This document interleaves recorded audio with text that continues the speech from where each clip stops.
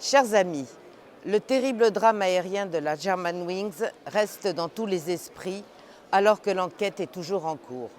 Plus de 3 mois après la mort de 149 personnes causée par le copilote qui a littéralement précipité l'avion au sol, de nombreuses questions restent sans réponse. À la Commission des Transports du Parlement européen, nous auditionnons régulièrement les autorités européennes de l'aviation civile. La question principale de ces auditions est comment aurait-on pu éviter qu'Andreas Lubitz exerce son métier de copilote alors qu'il était gravement malade, psychiatriquement, et qu'il s'enferme seul dans son cockpit, pouvant laisser libre cours à sa folie morbide. Je voudrais attirer votre attention sur 3 points.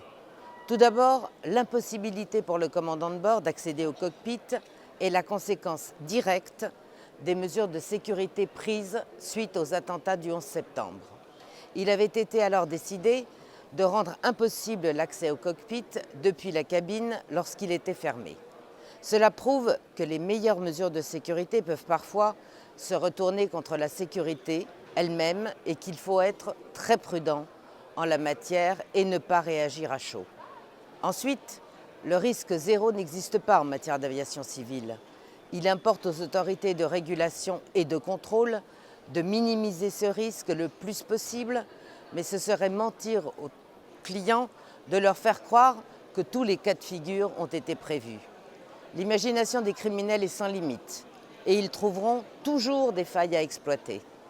De plus, je regrette que le problème de la sécurité aérienne ne soit abordé que de manière très partielle et en réaction à chaque drame. On aura beau multiplier les contrôles de sécurité, les fouilles et les interdictions, cela ne sert à rien si nous ne sommes pas certains de la fiabilité du personnel au sol effectuant ces contrôles. Quiconque prend un avion à Roissy peut avoir des doutes à ce sujet, tel qu'en témoignait déjà en 2006 l'ouvrage « Les mosquées de Roissy » en dénonçant la menace islamiste pesant sur cet aéroport. Comme à l'accoutumée, le politiquement correct empêche mes collègues des partis de l'oligarchie de lutter contre un phénomène que pourtant ils ne peuvent pas ignorer. Mais vous pouvez compter sur moi pour attirer l'attention de la Commission des Transports sur ce dernier point qui, à mes yeux, est essentiel si on veut éviter de nouveaux drames aériens.